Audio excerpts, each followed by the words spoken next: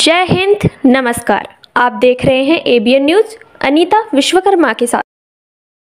शिकायत पर मौन पुलिस बढ़ा रही दबंगों के हौसले। जी हां, आज जहां एक तरफ हाल ही में हुए लोकसभा चुनाव के नतीजे को लेकर सूबे में चल रही सरकार द्वारा गहन समीक्षा बैठक करते हुए प्रदेश के उच्चाधिकारियों, बड़े नेताओं, मंत्रियों समेत सभी को सीधे तौर पर जनता से जुड़ने और जमीनी स्तर पर उतरकर लोगों की समस्याओं को गंभीरता पूर्वक संज्ञान में लेते हुए मामले का निस्तारण किए जाने का निर्देश दिया जा रहा है।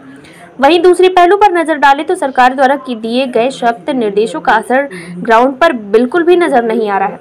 बताते चले कि अब चाहे वो कोई भी भूमाफिया हो या खनन माफिया, चाहे कोई दबंग माफिया के द्वारा समाज में 2 वक्त की रोटी, कपड़ा और मकान के लिए जीवन संघर्ष कर रहा कमजोर गरीब परिवार के लोगों को प्रताड़ित किया जाता है और पीड़ित दबंगों के खिलाफ शिकायत लेकर न्याय पाने के लिए नजदीकी थाने पुलिस महकमे के पास पहुंचती है, तो दबंगों पर कार्रवाई करने के बजाय पुलिस आंखें क्यों बंद कर लेती है, समझ के परे है।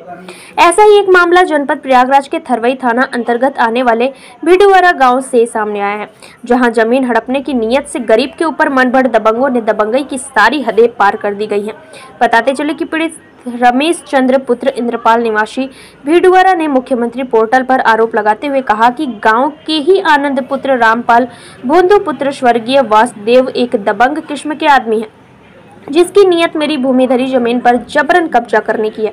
और आगे आरोप लगाया है कि कई वर्षों से बनी मेरी दलान ध्वस्त कर दबंगों द्वारा एक नल भी लगवा दिया गया है, जिसकी सूचना थाना थरवई में दिया और पर पुलिस द्वारा कोई कार्रवाई नहीं करना ही दबंगों के मनोबल को बढ़ावा देने का सबसे बड़ा कारण है। पुलिस से निराश पीड़ित द्वारा मुख्यमंत्री पोर्टल पर शिकायत करने का नतीजा यह रहा कि नाराज दबंगों ने दोबारा पीड़ित के छप्पर में लगा दिया आग, जिसमें रखा सारा सामान जलकर खाक हो गया, जिसकी कीमत 40 से 50 हजार थी। पुनः थाने पर सूचना दी गई, जिससे विपक्षी और बौखलाकर मेरे पक्के कमरे में आग लगा दी, जिसकी सूचना 112 को दी गई। मौके पर पहुंची पीआरबी ने थाने बुलाकर चली गई, जिससे विपक्षीगण काफी नाराज हो गए और दूसरे दिन रास्ता रोककर घातक हथियारों से जानलेवा हमला किए। किसी तरह भागकर जान बचाई और जान से मारने की धमकी दे रहे हमारे साथ न्याय हो और हमारे जान माल की सुरक्षा की जाए।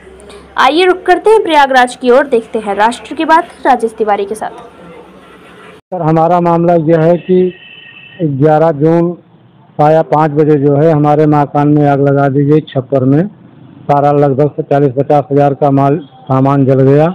उसकी मैंने तहरीर थरवई थाने में देने गया, उन लोगों ने लिया, अज्ञात में मामला को दर्ज किया। उसके बाद 24 जून को 1:30 फिर लगा दिया। फिर मैंने तहरीर दिया, नाम नेट मैंने देना शुरू किया, तो उन लोगों ने ये कहा थाना इंस्पेक्टर ने कि आपने जमीनी विवाद आपका है, आप जबरदस्ती उनको फंसाना चाह रहे हो, दुश्मनी बस, आपका FIR हम नहीं लिखेंगे।